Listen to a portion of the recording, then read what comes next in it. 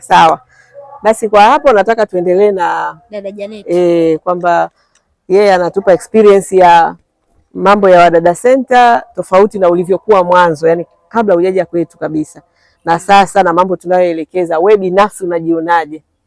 Kwa kweli mimi binafsi ninaona mabadiliko makubwa hasa kwenye upande wa usafi wa vyooni, kwa sababu kiufupi sikuwa niko deep sana. Nilikuwa nafanya usafi lakini sifikii viwango vya nilivyofundishwa hapa. Lakini tangu nimeanza kufundishwa kwa kweli naona nafanya vizuri, hata nikienda kazini haitanisumbua. Okay. Ndio. Kwa upande wa mapishi pia hivyo hivyo, kuna mapishi nilikuwa sifahamu, nimejifunza. Mfano hizo chapati, kupika kande la nazi na karanga, dagaa za nazi na karanga. Kwa kweli kiufupi nimejifunza vitu vingi sana na ninajiona bora tofauti na nilivyokuja mwanzo. Okay. Ndio. Nataka yani utupe details. Umetaja kwa mfano vyakula, umetaja kidogo vitu vichache. Kwenye usafi pia vitu gani ambavyo ukiachilia mbali kufanya huo usafi, ni vitu gani vingine kiuelewa ulivyovipata? Nilivyovipata, kwanza matumizi ya dawa za choo. Kwa mfano kutumia, jinsi unavyoweza kuitumia Deto, unavyoweza kuitumia Vim, unaweza kutumia Alo, japo hatujaitumia lakini tumepewa maelekezo ya jinsi ya kuitumia kama tutaikuta kwa mabosi zetu. Jinsi ya kufuta vioo vya chooni na jinsi ya kuacha choo kikiwa kikavu. Unafanya usafi lakini unatakiwa ukiacha kikiwa kikavu na kikiwa smart. Hata mteja anavyoingia anajisikia kweli naingia kwenye choo changu, kweli kuna dada namlipa hela nzuri, ninapata huduma ya choo nikiwa nina amani na ninajisikia furaha kabisa kuitoa huduma yangu huko chooni. Kwa kweli kwenye hilo, kwa kweli najiona kwa kweli nimejifunza sana sana sana. Na ninaona nimeiva. Umeiva? Bosi wako ndo atasema kama umeiva au hujaiva. Sisi wenyewe maneno mengi. Yani hiyo ni trailer. Sisi picha kamili utakapofika, utakapotua kwenye eneo lako la kazi ndo tutajua umeiva au ulikuwa hapa umeona. Sawa. Haya, dada Peace. Dada Peace vipi? Leo siku ya ngapi? Ni siku ya 4 sasa tangu niko kituoni. Siku 4 umeiva kwa mwenga mwenzangu kama wewe hatuhitaji siku nyingi sana. Niambie.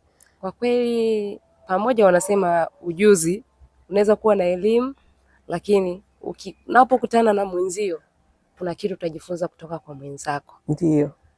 Nina ujuzi lakini nimekuja hapa nimeongeza ujuzi zaidi. Nimejifunza kule jikoni maanjumati ya chef kiboko. Tunakulaga tu maharage, nakula maharage. Kuna maharage ya nazi.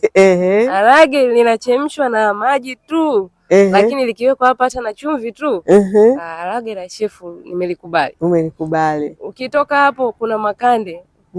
Kitu yani vitu vile ambavyo tunakula majumbani mwetu ambavyo ndio common foods tunazokula kabisa, lakini vina namna yake ya upishi, yani ambavyo kila yani kwa afya na kwa umaridadi.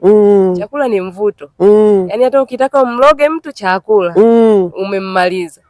Kwa naamini kwamba popote ninapokaa naona nitakapokuwa napotoa huduma, maana ni jamii, ni mwanadamu tunazunguka. Kwa nitakaa nakumbuka Wadada Center hii na apply zile formula za Wadada Center za chef na zi-apply kwenye chakula na mambo yanakwenda barabara, watu wanabarikiwa. Tukija kwenye usafi, mimi ni msafi madam. Nyumbani waga wananiita kichefuchefu naye. Yani wewe usafi tu hata ukumbuki kula. Lakini pia dada Teddy amenifundisha usafi wa ziada. Okay. Pamoja na usafi nao upenda mimi. Lakini mara nyingi nilikuwa na deki, ninaona uvivu kupanda juu kufuta feni. Sasa leo nimejifunza, kumbe huwa nakosea, yani naacha kitu kimoja muhimu sana. Feni ziko ndani ya nyumba lakini tunaona uvivu, lakini tumejifunza leo kumbe vitu hivyo navyo tunaweza kutumia na tukafanya mandhari ya nyumba ikawa safi. Feni, AC ni vitu ambavyo vinakaga kwenye engo ambavyo unafanya usafi lakini unafanya chini tu. Mara nyingi usafi wetu ni chini, kufagia, kudeki. Lakini kija kwenye feni, kwenye AC, hizo engo unaweza ukafanya baada ya muda. Kumbe nimejifunza hapa kwamba kuna usafi wa wiki, usafi wa wiki mbili, usafi wa wiki 3, usafi wa mwezi. Ukiunganisha na wa siku kabisa. Ukiunganisha hivyo nyumbani tunakuwa na afya bora. Yale mafua sio nyavu zinakaa zina vumbi mpaka bosi akisema huyu dada naye nilimtolea wapi anajuta. Kwa hiyo nadhani hata nitakapokwenda hata jutia, atakuwa natamani tu kila mwaka yani asije kukosa wa kufanana na mimi. Naomba Mungu kwamba tu uzima huu nika-apply kwa vitendo ili ile sifa ya Wadada Center ikapate kuwa inatembea. Kila atakaye kutana naye awe anamwambia Wadada Center, na hatimaye sio maisha yangu tu yakaboreke, bali na ya Kituo yakapate neema kabisa. Na ya Kituo yakipata neema ni ya maelfu kwa maelfu, kwa sababu sisi tupo ni miaka mingi. Wadada waliopita hapa ni wengi sana, naamini wengi wamebadilisha maisha yao. Kuna wale wachache wanakata tamaa, kwa sababu hizi kazi zinahitaji moyo, sio kazi rahisi, lakini walio wengi wamepambana, wamebadilisha maisha yao. Kwa hiyo nyinyi mkifanya vizuri, maana yake mnatengeneza mazingira ya wadada wengine wengi, kundi kubwa la wadada ambao watakuja kupita hapa na wao waboreshe maisha yao. Lakini mkifanya vibaya, ndio hivyo, mtasababisha hichi kituo kisiaminike, na mwisho tunakosesha watu wengine fursa. Lakini kwa kuwa sisi tunamwamini Mungu aliye hai, hakuna atakayesababisha kituo hiki kishindwe kwenda mbele. Wewe ukishindwa na uvivu wako, ni wewe huko, sisi tutaendelea kuchapa lapa na watu wengi wataendelea kusaidika kupitia daraja hili. Na pia nimejifunza kwamba uvumilivu ni kitu cha msingi sana. Tunaenda kutana na watu mbalimbali, tunatoa huduma. Sisi tumebeba huduma tunayoenda kuitoa. Kuna stress, kuna kukutana na watu wamepewa stress. Kila unapozunguka dunia ni stress. Kwa hiyo kuhandle vitu kwa utaratibu, kwa care ya uangalifu wa hali ya juu. Kwa mtu anapokuwa na hasira, wewe ufanye nini? Ushuke ili muende sawa. Samahani ni neno dogo sana, lakini pia linaweza likaleta umoja, upendo na amani. Lakini kutorudia kosa. Nilijifunza Bwana Sali alimenifundisha kitu kimoja. Aaron ameniambia kwamba yani kuwa makini unapogusa kitu, hakikisha kilikaa direction gani. Na ukirudishe katika direction ambayo inatakiwa. Na nilikuwa nafanya ndio, na unaona kumbe umefanya vyote lakini kuna kitu umeharibu pasipo wewe kujua. Kwa hiyo makini katika kila jambo na kila kitu tunachokishika na kukitenda ni muhimu, bila kumvurugia mtu yule utaratibu, kwa sababu tumetofautiana haiba. Mwingine akasirika haraka, mwingine anachukia, mwingine anaongea sana, mwingine hivyo. Kwa hiyo utakapovibeba vyote hivyo, utaweza kuvumilia na kufanya kazi na kumaliza mkataba wako kwa uaminifu kabisa. Na hapo nisisitize, mimi na mume wangu tuna tabia moja inafanana. Hatupendi ile yani mtu anayepita kwenye usafi achukue, kwa mfano perfume yangu ilikuwa hapa, mara iko huku, mara sabuni ilikuwa hapa, mara imehamishwa pale. Yaani sisi tunataka pale kitu kilipokuwa. Yaani hata umeme umekatika, kuna giza, naweza kwenda kukifuata gizani. Kwa nini? Kwa sababu kiko pale pale ambapo kinakaa. Hiyo tabia wadada wengi hawana, na wengine wanadhani anapanga, anakufanyia arrangement tofauti. Sasa sio watu wote wanapenda. Inabidi umsome bosi wako anapenda nini kabla hujaanza kuvuruga vitu vyake. Kwa hiyo unaweza ukafanya kitu kama dada Pisi alivyosema, wewe ukadhani nimefanya kitu kizuri, bosi wangu atafurahi, atakapoingia hapo yani anatamani sijui akufanyeje. Ndio hapo linapokuja inategemea hasira zake ni za karibu, ni za mbali. Lakini ukashangaa mbona nimejipambana sana, inakuaje tena kachukia? Kumbe ni wewe kujifanyia vitu bila kuuliza. Kwa hiyo hata unapokwenda kwenye nyumba ya mtu unauliza, madam, ungependa labda kama nikifanya usafi vitu vyako ni vya arrange tena upya, au kila kitu kibaki pale. Kwa sababu ndio hicho nafikiri, hata mimi nakumbuka yani tukikuta tu kitu yani kilikuwa kimeangalia huku kimegeuka tu kidogo, yani kama vile kuna rula ilikuwepo pale, unajua hichi kimegeuzwa, na utamuita kwa nini umegeuza au kwa nini umehamisha kutoka hapa kwenda huku, sijui unaelewa jamani.